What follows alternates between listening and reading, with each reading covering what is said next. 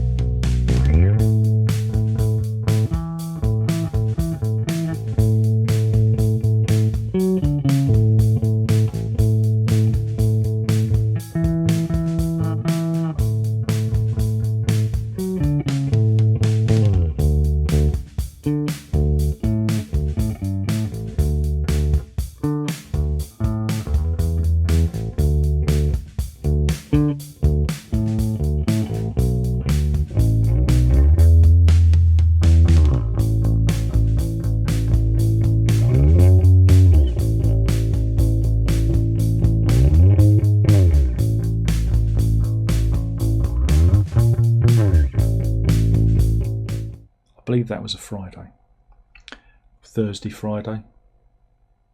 In my mind, again, I should really write this down. What day it was? Was it a Friday? I can't. What day was it? It was a Friday. Yeah, I knew it was a Friday. I knew it was a Friday. I don't know why I'm checking Google. I knew it was a Friday. Trust your own memory, Darren. It was a Friday that the Great Storm happened. And the following Friday, I took collection of this. The Encore coaster bass. Now, there's stories to be told. Long, boring, meandering stories. This is more for my kids to discover, if they ever look at any of this material. So if you get bored, click away. Don't subscribe. Don't do all that stuff. I don't care. This is more for my kids than anything else. So I was resting my beard there. I was resting my beard on the guitar. That's to make them laugh, all right? Because that's the kind of dad I am. But yeah, it all began. It all began. When did it begin? My journey into bass, the final frontier. It began a few years previously. It may have happened, started in maybe 86. I was knocking around with a fellow. He may be watching.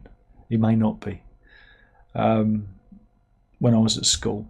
And he was a very good guitarist, a very, very talented chap. And he's a proper rock star. He's out there. I'm not going to name him because people can get funny. I haven't got his permission. But he's out there. And he's played with various bands and whatnot. And yeah, I think he had another guitar that only had like 4 strings on it. And he said, "Here, you can play bass." So he'd show me some rudimentary shapes, and it was on like a regular guitar. And I think he turned up the bass on his amp, and I was his bassman whilst he jammed over the top of it. I can't imagine what noise that must have been, me plonking along. So I had it in my head that I was a bass player. That was my christening as a bass player.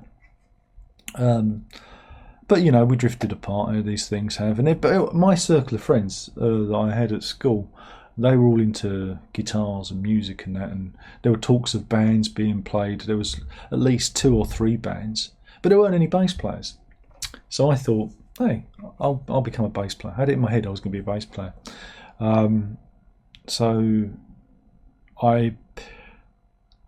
This is really the story of how it all began. It's turned into something else.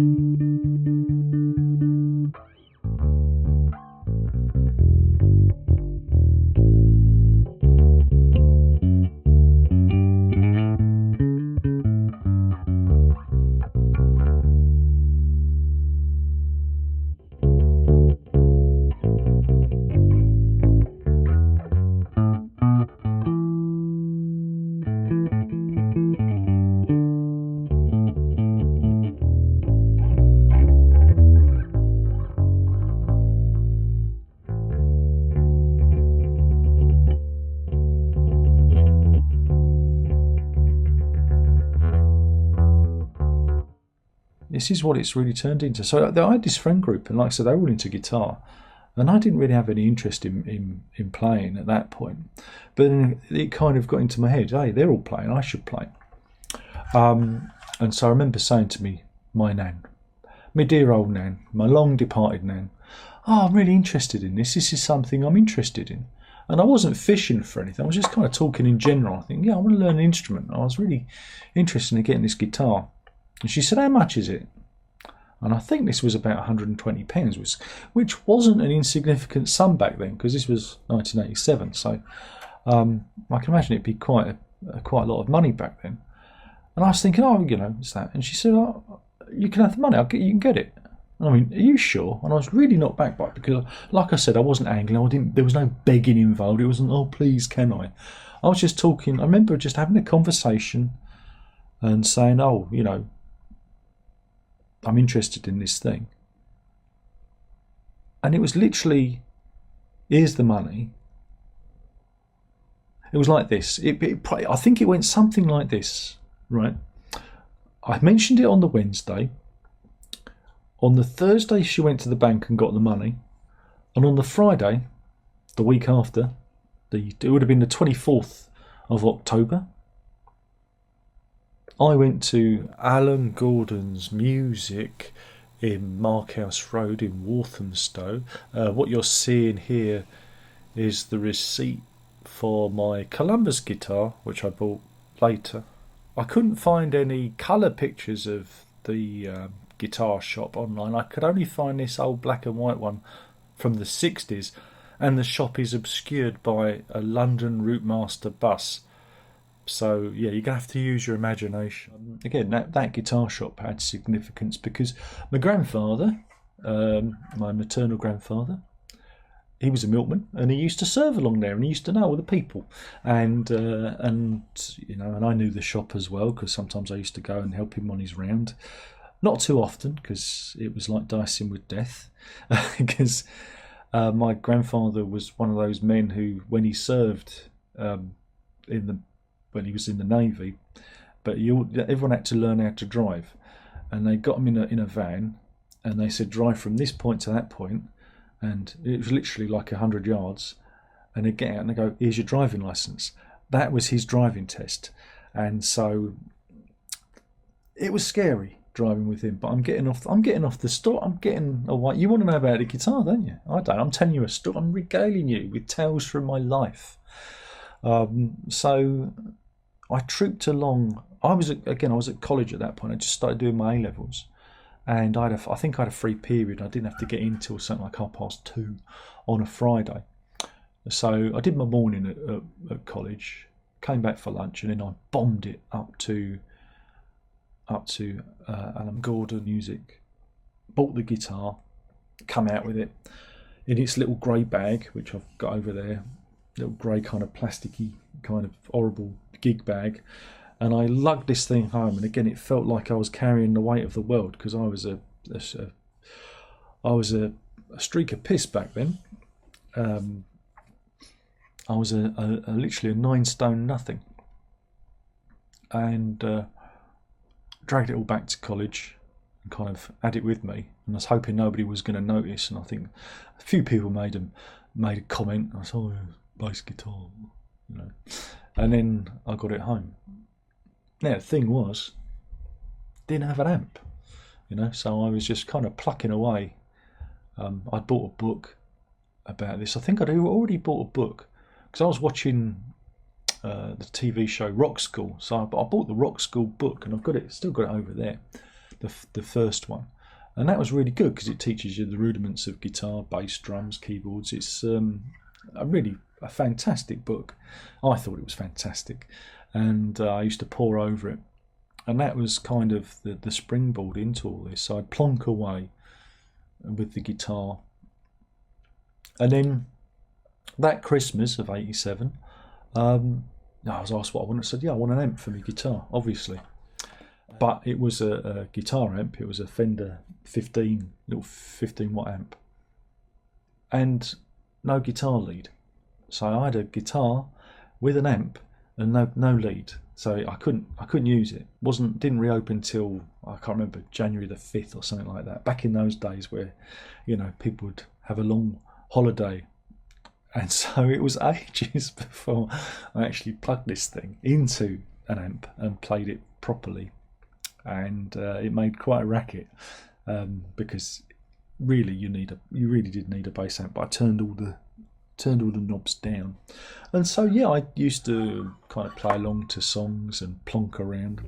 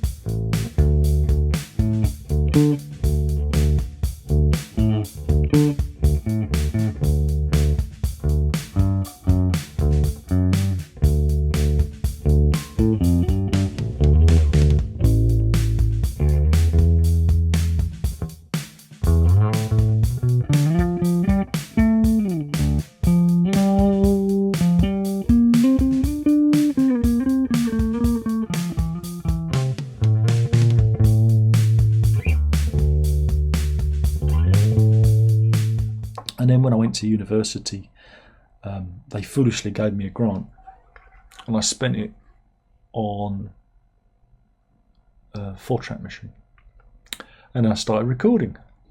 But by that time I'd also got a guitar. I got a Columbus guitar, which one day I'm going to find a similar looking one, and we're going to do a video about that, but I've never found one, a similar looking one. That's a story for another time. But yeah, that's how it all started. It started with this Encore bass, which again, it's a bit hefty. I don't know why I chose it. I think I kind of like the headstock, because it wasn't heavy metal and it wasn't your regular one. It was kind of like a hockey stick. And again, ever since then, I've had a bit of a thing about headstocks, because there's a Fender 12 there, which has a hockey stick. I've got Starcasters, which has a funny headstock, so it kind of went in. I don't know what this is made of. Could be plywood, though it feels quite dense for that.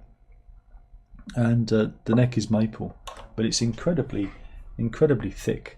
It's a very chunky neck.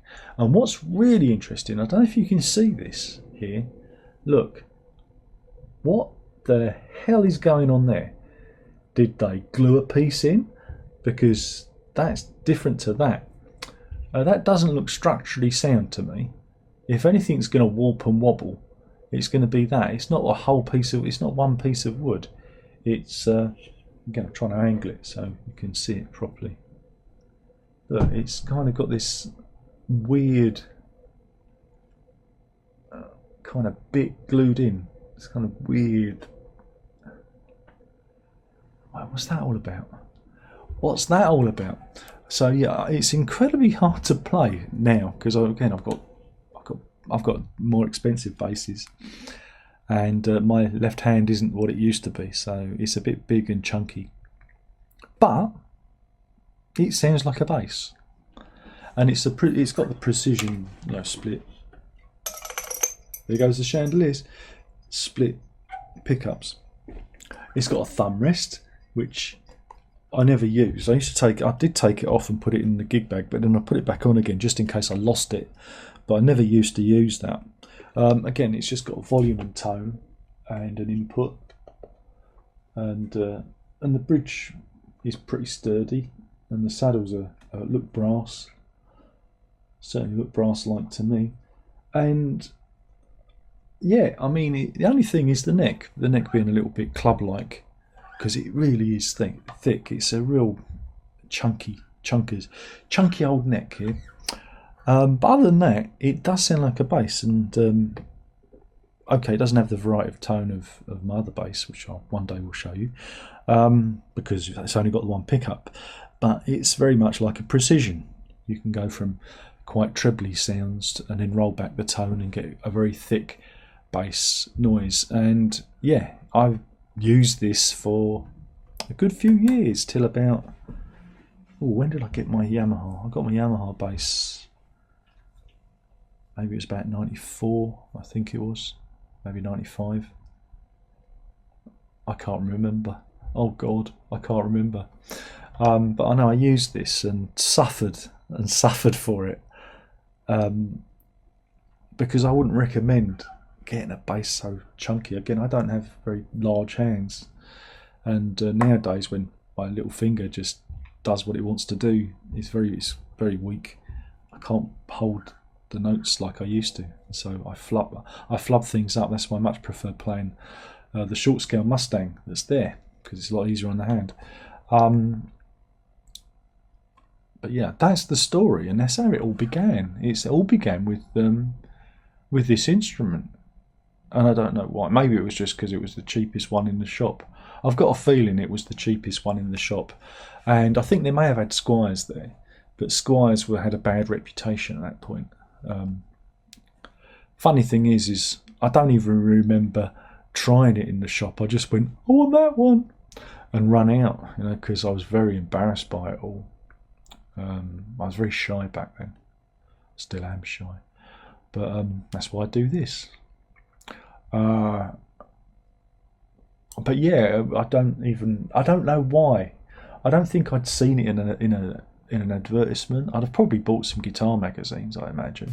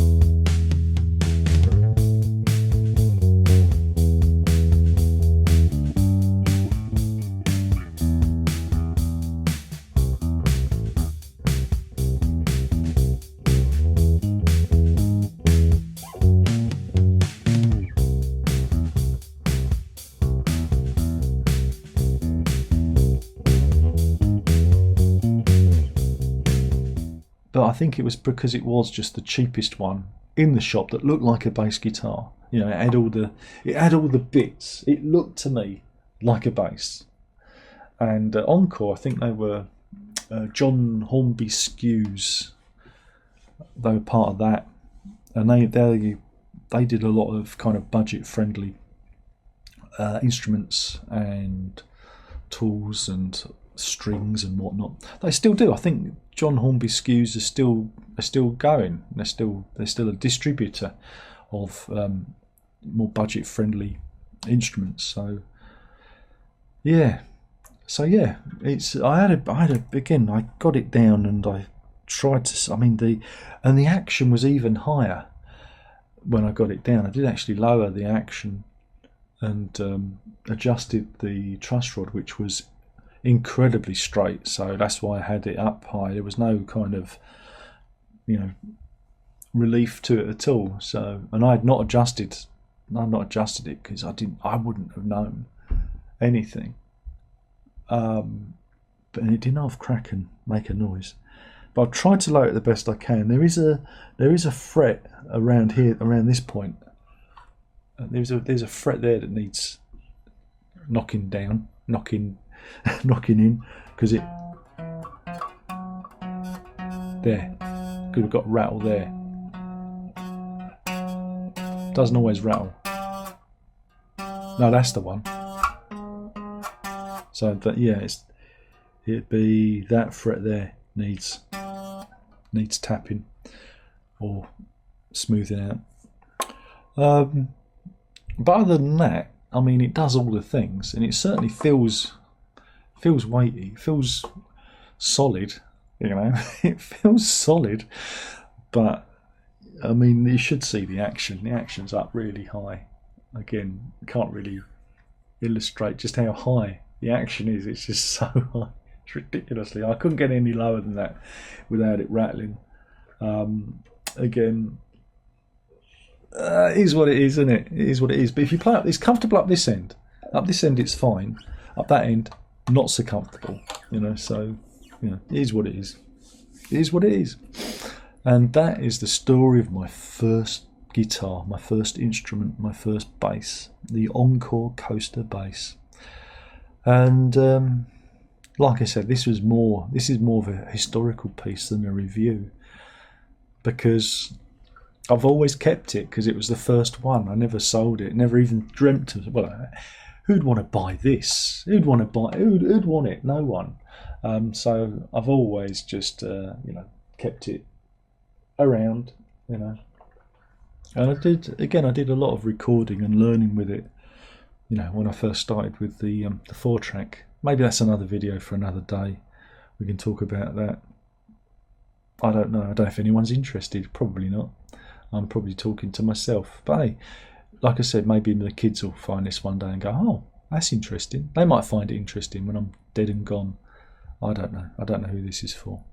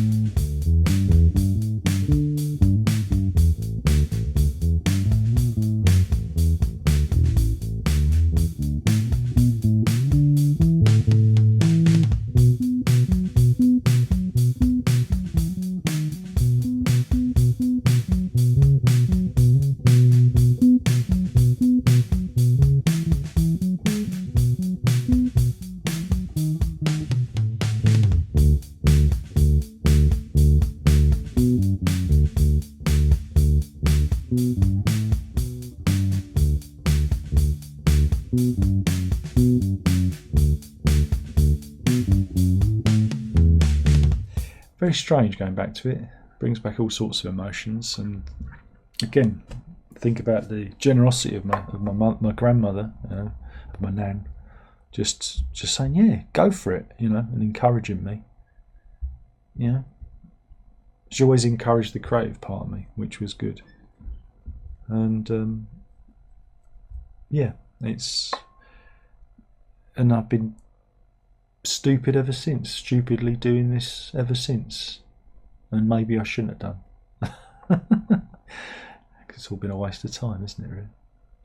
But anyway, that got a bit maudlin, didn't it?